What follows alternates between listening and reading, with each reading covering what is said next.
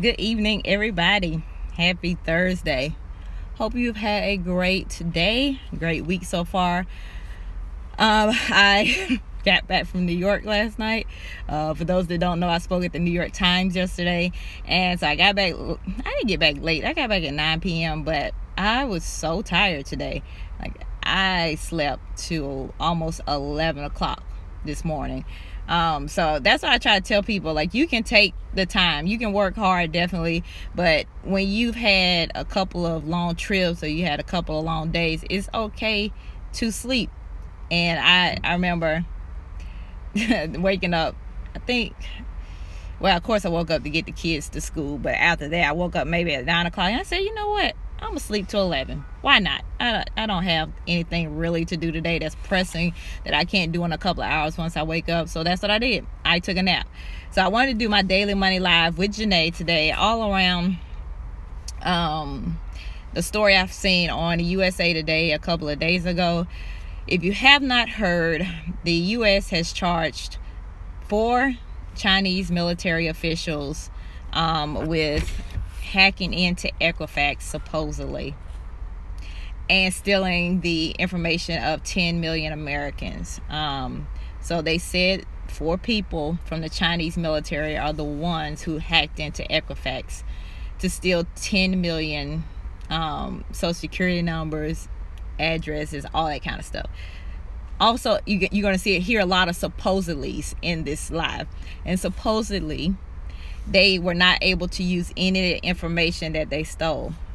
Okay, we know that those who were charged in the Chinese military, if they're in China as a part of that military, guess what? They are not going to get caught. They are not going to be charged. They can be charged, but they're never going to get caught, never going to see a U.S. jail cell or a U.S. courtroom. It's just that that's who is being blamed about. But that's not what this Daily Money Live is about. What it's about is Equifax. It's 2 parts. Equifax first sent out a settlement, like they were going to have a settlement, and they gave people 2 options: get a check or freeze your credit for free. And I mean, they had other options too, but really, and so everybody chose the money. Those who were affected, majority of people chose the money. A few months later, when people was trying to figure out, when their money is coming, a few months later, Equifax sent out more emails saying that you need to jump through all these other hoops to get your money from Equifax. And now they are saying, another email comes and it says that if you don't do it by this time, the only thing you're going to be able to get is a free credit freeze. So many people applied for the money that more than likely they're not going to get. I think it was like $100, $125 or something like that.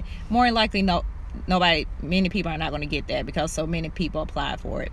Their settlement was not big enough in the first place for what went down. It was supposedly the biggest hack in history. And either way, but what I wanted to share with you all is that you do have the opportunity to freeze your credit for free at the 3 credit bureaus. And when I seen that, they gave in the article, they gave the links to the 3 credit bureaus. I'm like, one of them is the one that got hacked, and more than likely the other 2 are hackable too.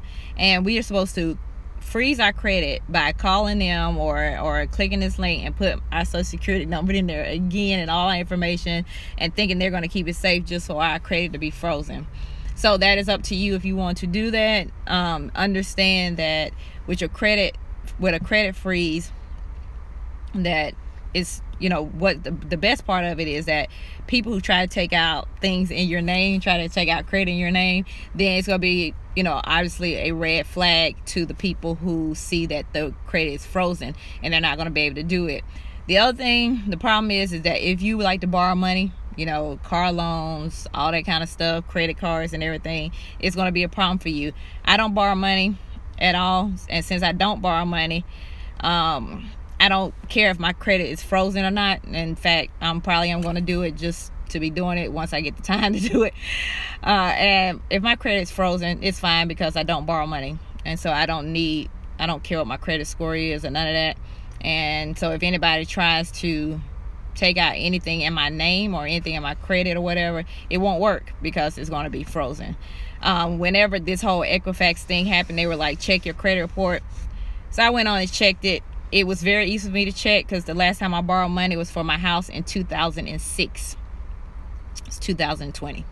So I haven't borrowed money in 14 years in anything. And so it was very fast going through my credit report, because that's the only debt I have left is my mortgage that I'm trying to pay off. So it was very easy. D-Lee, this is the person that just put that thing, Clipper Nation, on there.